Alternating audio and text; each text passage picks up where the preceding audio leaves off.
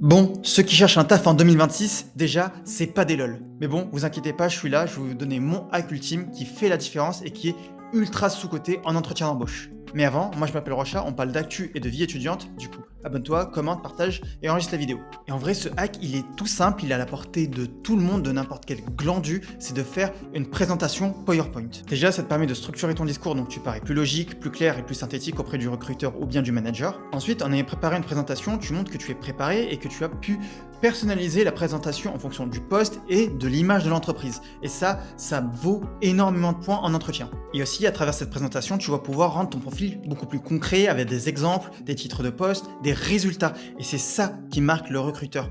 Les résultats, le business. Et enfin, et on va pas se mentir, un recruteur qui voit une présentation en entretien, ça le marque, ça te rend mémorable et ça te fait aussi gagner énormément de points. Cette astuce, elle est destinée surtout à des postes qui sont dans le business, dans les bureaux, ou on va dire au cadre.